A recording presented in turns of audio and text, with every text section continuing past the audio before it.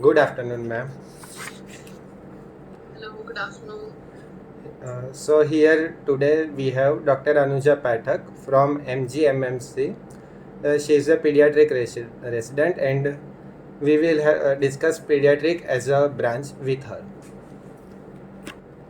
Yes. So, ma'am, we want to know pediatrics general introduction as a branch. Okay. So, first of all, I would like to take out 2 minutes to Yes. thank Dheri and Pathak for hosting this interview. And I've been friends with Dheri for a couple of years, I think 3 to 4 years. And I know that he's a very hardworking and sincere boy. And not just know your calling, he's doing a lot of other things as well. And Yes. I would like to congratulate Dheri and his team, Dr. Pathak. Thank you for inviting me. So, about the general introduction of this branch, I would say that as UG students, we are given very little exposure of pediatrics as UG Yes. students. Like it is a minor subject mostly. It is studied with medicine, although there's a separate paper, but the details of the subject are like the UG students are not very much familiar with this branch. So I would just say that it is a lot more detailed than what we're introduced to during our MBBS. And it is definitely something that involves a lot of critical care because as a resident, you will be posted a lot in the ICU. And managing sick patients, sick kids especially, it is a huge challenge. Also, it is a core clinical branch. It has to be taken very seriously. It is not, pediatrics is not something that can be taken lightly. Just like medicine, surgery, pediatrics, obs gynae, and orthopedics, it is a core clinical branch. So I would say that you really have to mentally prepare yourself if you're taking pediatrics for all the challenges that are going to come. And for the fact that you have to always be on your toes, always be ready, always be on call no matter what. Even if you're sick, you have to be ready for the challenges. Yes. So I would say that it is something difficult when you're just starting off, but once you've learned the knack of it, it gets easier every day. Yes, ma'am. So, you told that pediatrics is not something we can take relax as a branch because we are dealing with sick children, and also the Yes. parents of sick children are also very anxious, so we have to be on toes always. So, ma'am, we want to know life of a pediatric resident in the aspect of workload, social life, and academics. Okay. Yes. So among the other core clinical branches, I would say that even compared to medicine and surgery, the life of a pediatric resident is a little more difficult because we are let off. I would say even as a third year resident, you are more busy than the third year resident of surgery or obs gynae or medicine because pediatrics requires a lot more involvement as a resident. Uh, the branch is very like the initial first year is very tough. You hardly get to sleep. Like we used to have 48 hours duties every alternate, like one day you'll do duty, the next day you'll be let off at 3 p.m. and again you have to come back in the evening for evening rounds. You'll be let off at 10 p.m. and again you have duty the next day. Again the day after that at 2 p.m. you will get free. So this has been happening for a year as first year residents. We hardly got the time to go out only because there was a COVID wave at that time. We got some time off, but I would say residency for pediatrics is tough. It is more tough than medicine, more tough than surgery. I can say that, especially if you're doing it from a government medical college with a lot of workload.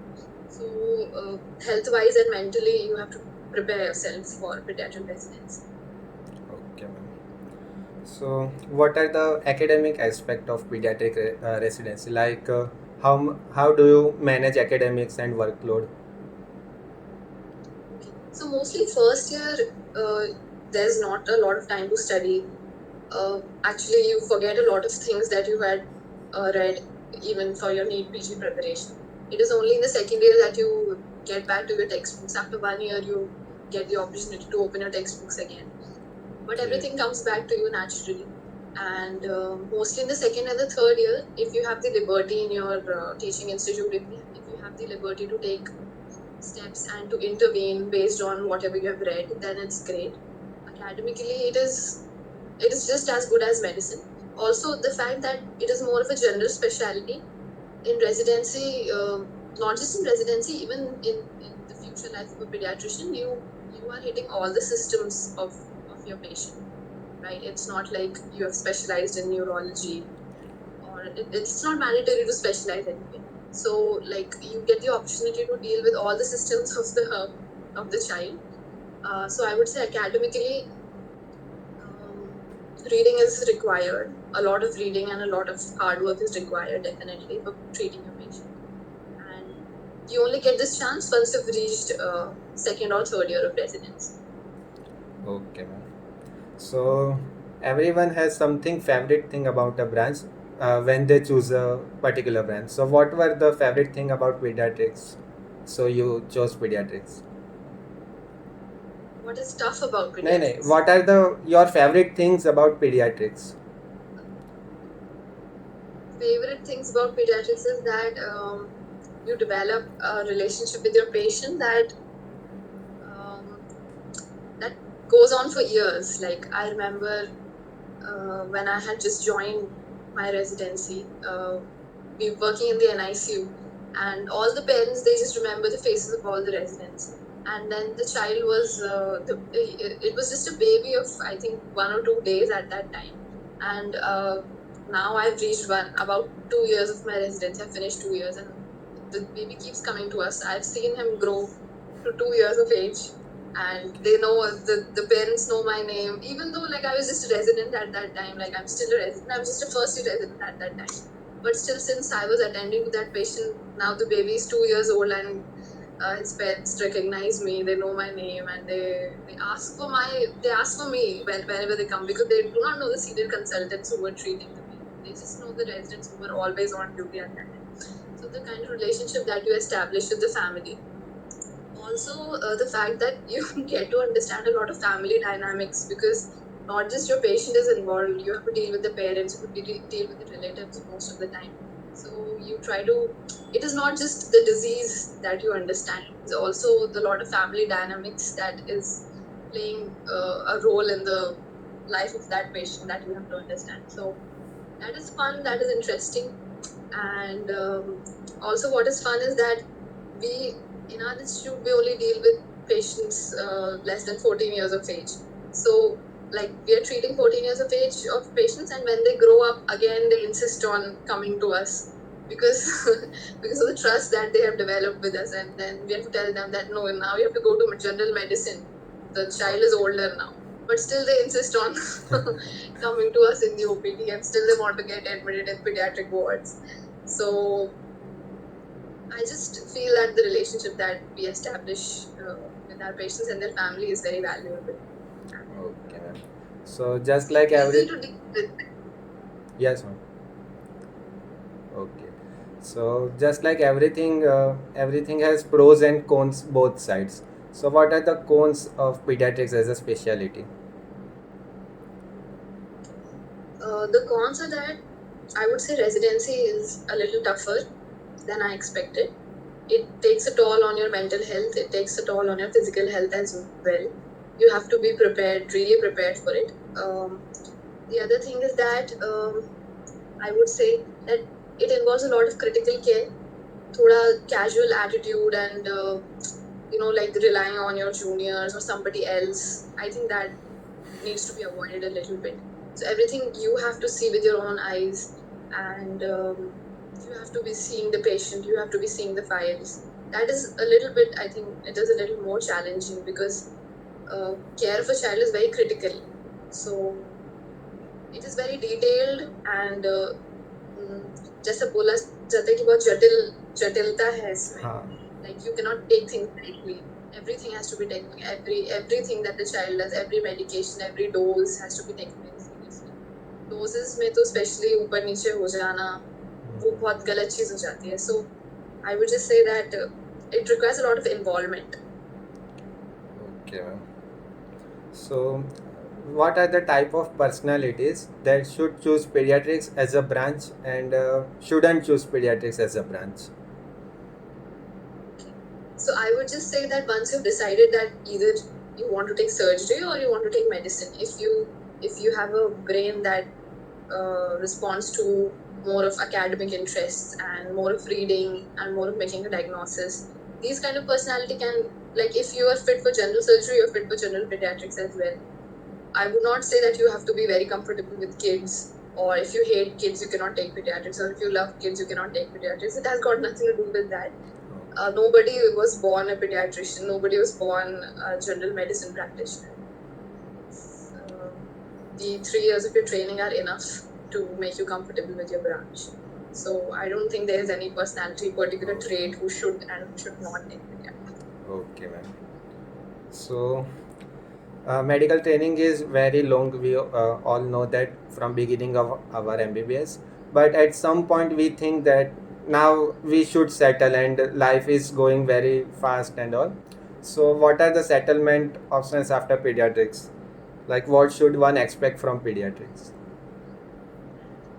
Okay, so mostly people, I don't think anybody would confuse a surgical branch with general pediatrics. Mostly people get confused between general medicine and general pediatrics. So as compared to a person who has taken general medicine, pediatrics offers you to settle early in life, because even in tier 1 and tier 2 cities, even MD pediatrics, just plain MD pediatrics, is at times enough most of the time. Most of the pediatricians do not go for super specialization because it is an end branch. Everybody knows that it's an end branch. It is not mandatory to do a super specialization. So pediatrics gives you an opportunity to settle early. It gives you the freedom to not prepare or to prepare for further fellowships and super specializations. And so once you've decided that you're not going to do a super specialty, you can do an SRship in a government college and then you can join as faculty. Because, of course, if you're academically interested in the branch, you would love to teach your students as well. Secondly, if you have the proper setup or if you can take help from a team, then I think private practice is also just another good option. Or if you are still academically more interested, you can prepare for a super specialty. And I think apart from gastroenterology, you can do DM in all the specialties that a general medicine can do. Yes, ma'am. So, Okay, ma'am. So generally, we know that medicine is a noble brand, noble profession, but we live in a capitalist society. So all we have back in our mind that what are the monetary rewards after this branch and that branch. So what do you think pediatrics as a high monitoring reward branch or moderate, just like any other branch? okay. So compared to surgical branches, general pediatrics, I think general pediatricians earn less than a general surgeon or core surgical branches like obstetrics and gynecology. But mostly if you're interested in putting your own setup, your own NICU, your own private hospital, then it gives you the opportunity to earn a lot of money, even as just as plain MD as well. A general MD pediatrics would earn a little less than a DM in medicine, definitely. But if you have gone for super specialization, then I don't think it would matter. You can join any institute, any private or government institute, and you would be paid at par with a person who's doing general medicine. So that basically just depends on how much you're interested in earning money. If you're interested in that way, then you'll find your way. Definitely, you'll find your way.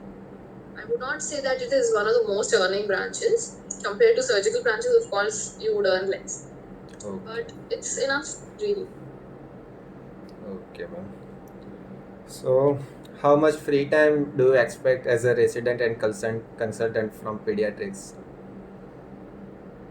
Okay. So residents do not get a lot of free time. As I said, that Yes, ma'am. especially in pediatrics, you have to be involved till the end. Even as a third year, you have to be more involved than a third year of any other branch, I think. So definitely free time is very less, but I would recommend to all the residents that whatever time you get, try to develop or continue your hobbies, whatever they were, or whatever helps you relax. That is definitely important for your mental health. Okay, ma'am. And at consultant level, do you think consultant has like relaxed life or compared to other clinical branches, or it's hectic like just another clinical branch? That would not depend on what branch they're in. That would depend on what kind of lifestyle they have chosen for themselves. If they have chosen just to be in a government setup and not do their private practice, I don't think that depends on what specialty you are in. Mostly, all the choices that you made later after your residency, it depends on that. Consultants की life तो we cannot really. Okay, ma'am. So, what do you see future of pediatrics? Like in other branches, they are saying artificial intelligence, robotics are entering in the medical field. So, how do you see pediatrics in the future? I don't think any technology can replace the brain of a Pediatrician, doctor of who's making course. diagnosis. Definitely not. So I don't think there are any challenges like those for us as pediatricians or as general medicine practitioners. Okay, ma'am. So now already you mentioned about a super specialty and fellowship, but in particular, if someone is choosing MD pediatrics, what he can expect at DM level or other fellowship? So as the trend that I have seen in our college, mostly everybody gives the exam, takes the NEET SS exam at least once, and they give it their best at least once. And so the paper is like NEET SS paper is like 100 questions, and then 40 are from your specialty, and 60 questions are from what specialty you've chosen for yourself. I think you can choose two specialties, and just like general medicine, you can compete with your counterparts, and you can do a super specialty in every branch except gastroenterology, just like medicine. But seats are very few, so of course the competition is very tough. Seats have never been enough anyway in our field. So that is one option. Super specialty is one option, but it is not very popular. 70 to 80% of the pediatricians do not go for a super specialty. Mostly you can go for a fellowship from India or from outside as well, or from foreign countries. Apart from that, you can just join as an SR, and then you can slowly learn over the years, and you can set as a faculty in any government college. Okay, ma'am. So it's one most common doubt that if someone decide that he want to pursue MD pediatrics or any other branch, what college or hospital he should choose, like peripheral college versus central college and all other dilemma. Okay. So for general medicine and pediatrics, I think those colleges should be preferred where they have a DM seat already existing, because DM would only come in a college that is academically very sound. So that kind of reflects the soundness of your institute. But the other advantages of working in a peripheral setup is that you can self-teach yourself. You can read the textbook. You get a lot of liberty in peripheral areas. You can read the textbook and you can apply your knowledge, and you can directly apply it on the patient. Apart from that, there is a lot of exposure to do procedures hands-on, because there's so much workload, and you're given free hand in doing like central line and umbilical, these small procedures that we have in pediatrics. So make sure that you get the opportunity to do these procedure hands-on. Like if you're choosing an institute, 2 to 3 things that you should ask the already existing residents over there is that whether how much free hand they get to do the procedure, how much free hand they get in intervention of treatment, like how easy it is for them to change the treatment based on whatever they have read. Are they given enough liberty to manage the patient according to like however they wish to? And also I would say that the less number of residents is, I think it is a little beneficial, because if there are a lot of residents, then definitely your workload would be a little less, but then you'll get to see less patients as compared to an institute where residents are less. Okay, ma'am. So it was good knowledge, and we want a final special message from you who are choosing or want to choose pediatrics as a branch. Okay. Did you ask a question? I'm sorry. No, I no, did sorry, not ma'am. understand. Okay. We want a special message from you who want to be a pediatrician or choosing MD pediatrics this year. A special message, okay. I would, like, nobody's born a pediatrician, nobody's born a surgeon. So I don't think that, as like once you've cleared the exam, you should be very much troubled over choosing the specialty, because once you've entered a specialty, you will be trained in 3 years to be the best anyway. So, like, I would say that even I was very confused among a lot of branches, but once you've entered whatever branch you've chosen, once you've entered it, think of it as the best, and do not curse yourself, do not regret. There's no, like, do not leave any room for any regret once you have chosen whatever you chose. Even for pediatrics also, there are a lot of great points. The patient profile is very good. Pediatricians are mostly very happy. Even the residents are happy, even if the workload is a lot. But since you're dealing with an innocent child and not a 70-year-old man who's coughing or who is an alcoholic, your patient profile, in contrast to other specialties, is very good. The patient profile is beautiful. Neonates are beautiful. And especially in pediatrics, miracles happen on daily basis. Like, we give CPRs on daily basis, and you would not see a lot of adult people who have been given CPRs and they have survived. But in pediatrics, it happens a lot, especially in neonatology. So, if you want to witness miracles, pediatrics is the best branch, I think. Amazing, ma'am. Thank you so much for your time and such knowledge you shared for whoever in doubt of choosing MD pediatrics or not. Thank you so much, and all the best. Thank you so much.